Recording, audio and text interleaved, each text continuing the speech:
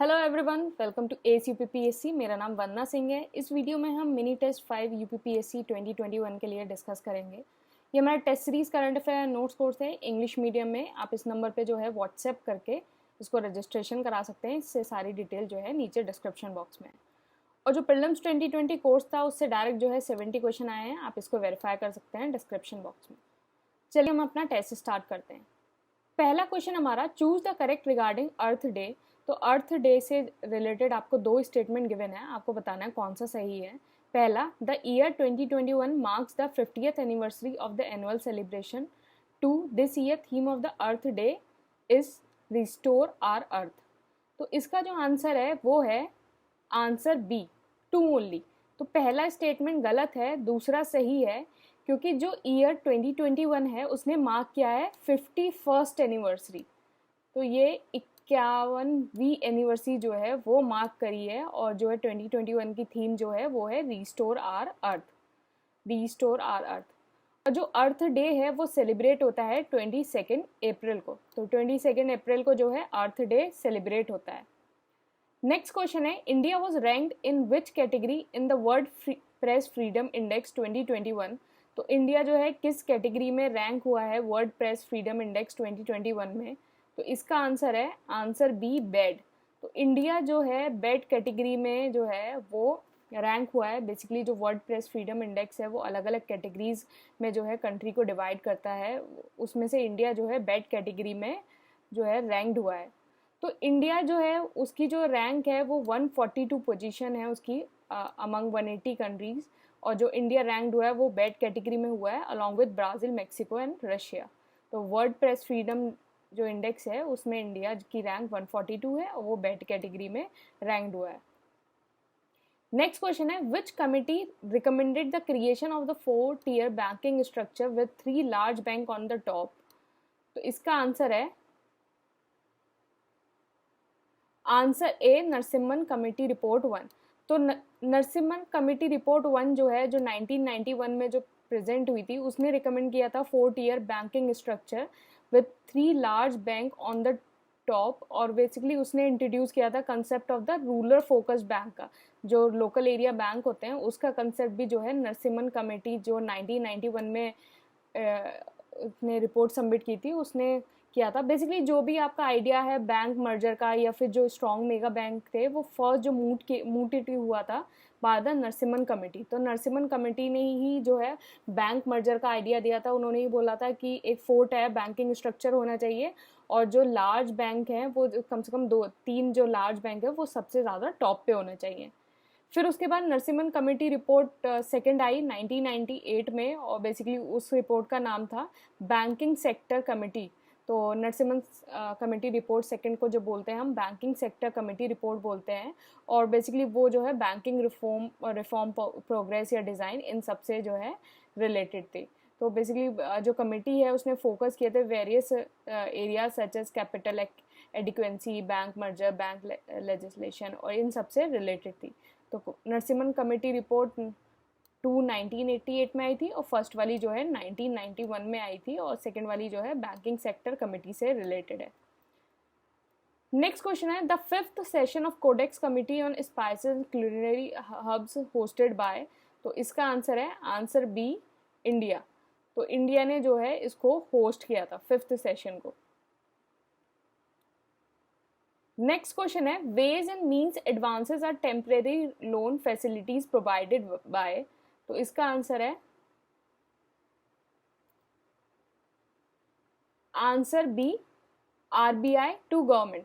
तो ways and means advance क्या है, एक टेम्परेरी लोन फैसिलिटी है जो आरबीआई जो है गवर्नमेंट को प्रोवाइड करती है।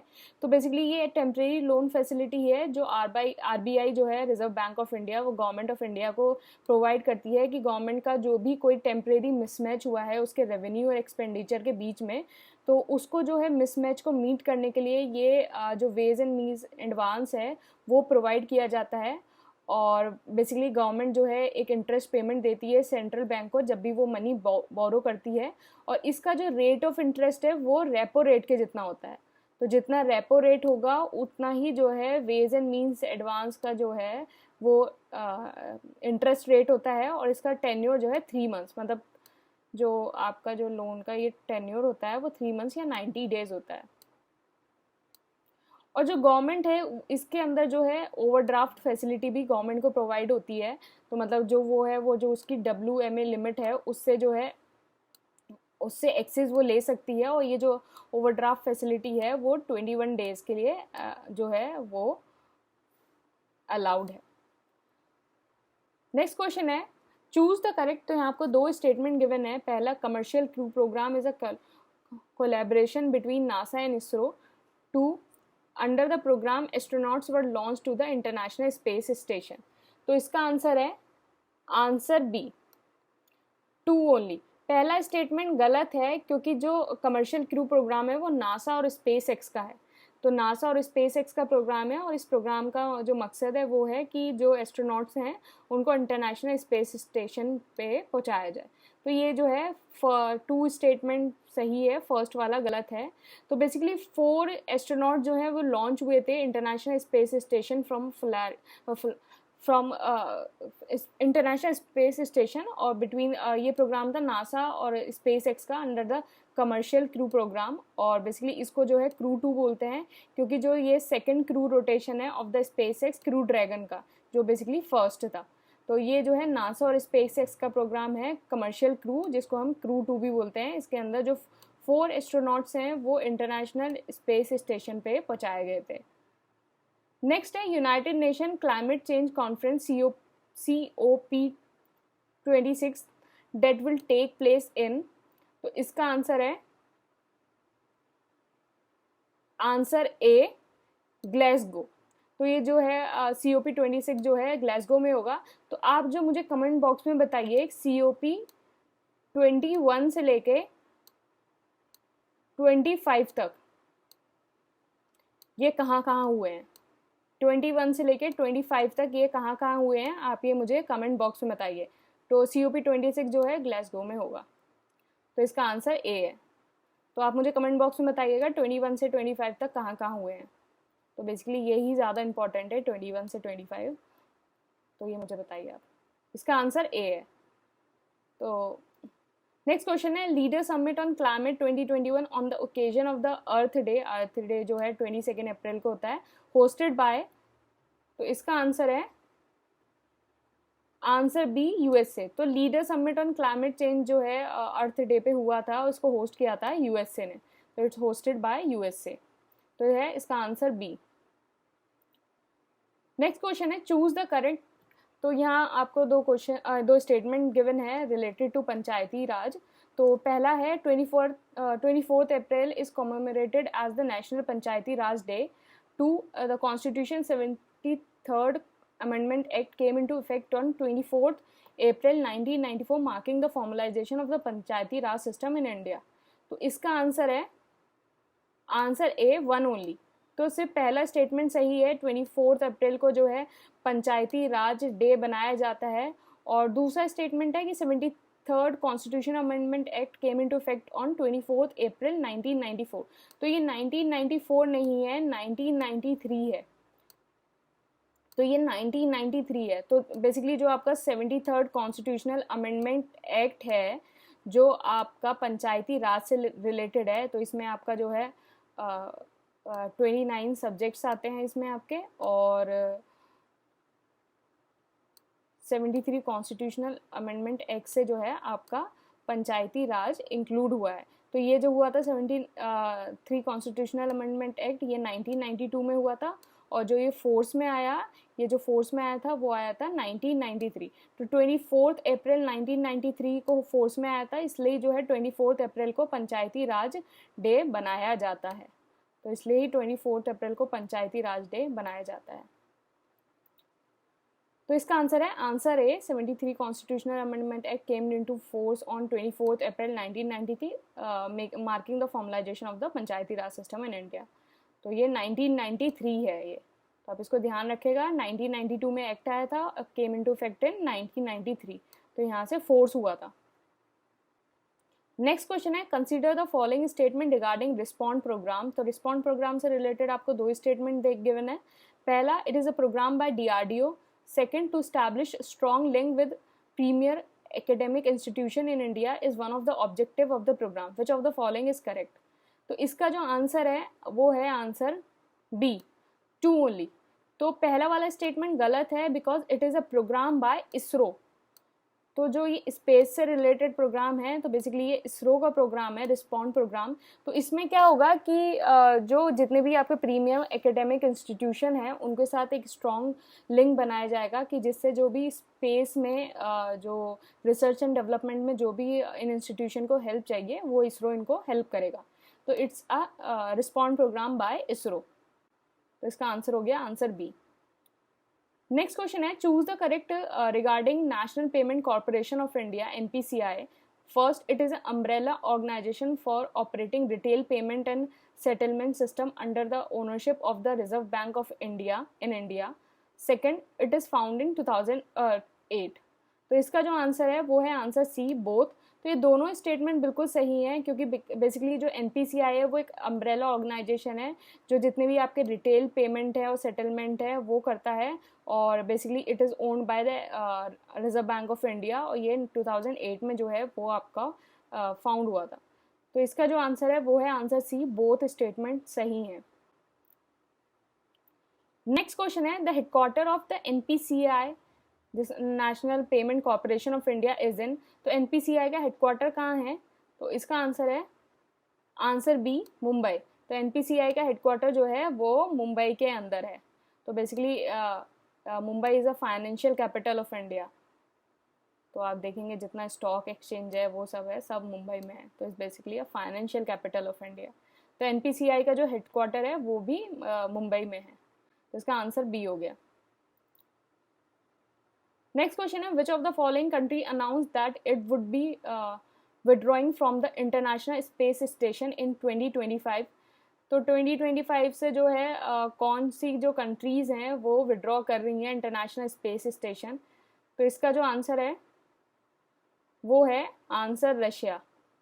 तो आंसर इसका नाम है आंसर डी, रशिया। तो बिग कंट्रीज़ का यही रहता है। USA कभी कहता है मैं यहाँ से ऑप्ट आउट कर दूंगा, मैं वहाँ से ऑप्ट आउट कर दूंगा, एंड अब इंटरनेशनल स्पेस स्टेशन 2025 से जो है वो रशिया ऑप्ट आउट कर रहा है। तो बेसिकली ये अपना स्पेस स्टेशन बनाएगा, तो इसलिए ये ऑप्ट आउट कर रहा है। तो इसका आंसर है answer D, Russia. Next question है, which of the following are NPCI operated system. तो इसमें से कौन सा जो है NPCI ऑपरेटेड सिस्टम है? 1 नाश national automatic clearing house, 2 immediate payment service IMPS जो होता है, and 3 Aadhaar enable payment service, जितनी भी आधार एनेबल पेमेंट सर्विस होती हैं, and Bharat bill payment system. तो इसका जो आंसर है वो है आंसर डी। तो बेसिकली जो जहाँ NPCI ऑपरेटिव सिस्टम जो यूज़ होता है नाश में होता है, IMPS में होता है, AEPS में होता है, भारत बिल पेमेंट में होता है, UPI में होता है। तो बेसिकली जितना भी आपका डिजिटल पेमेंट है basically these are operated by NPCI। तो बेसिकली NPCI है जितने भी आपका डिजिटल पेमेंट है या सेटलमेंट सिस्टम है इंडिया में वो आपका जो है अनेबल करता है, और it is a initiative of RBI and IBA। तो इन दोनों का जो है NPCI इनिशिएटिव है।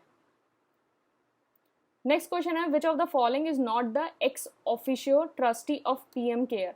तो इसमें से कौन सा जो है एक्स ऑफिशियो ट्रस्टी नहीं है PM केयर फंड का? तो इसका आंसर है आंसर डी, हेल्थ। तो हेल्थ मिनिस्टर ऑफ हेल्थ जो है वो एक्स ऑफिशियो ट्रस्टी नहीं है PM केयर फंड का।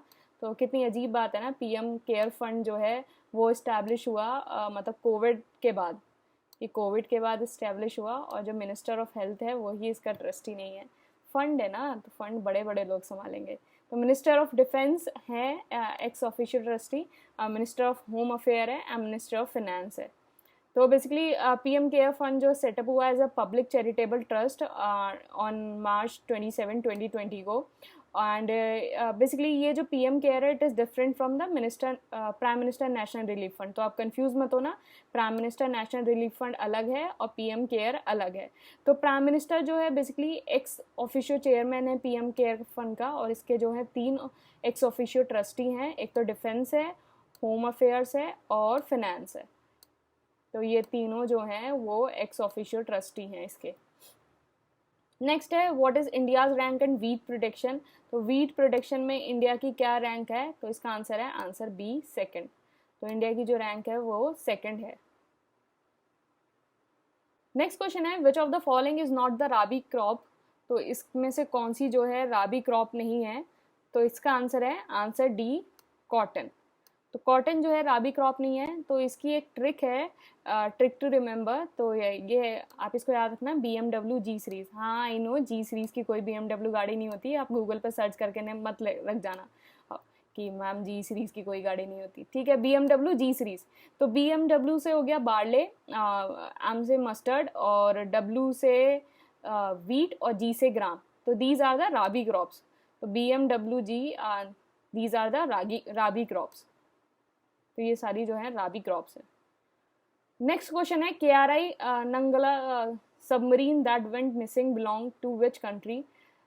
तो जो KRI नंगला जो अभी सबमरीन है वो अभी लापता हो गई थी, ये किस कंट्री से बिलोंग करती है, तो इसका आंसर है आंसर सी इंडोनेशिया। तो बेसिकली ये जो है इंडोनेशिया से बिलोंग करती है, तो इसका आंसर हो गया आंसर सी।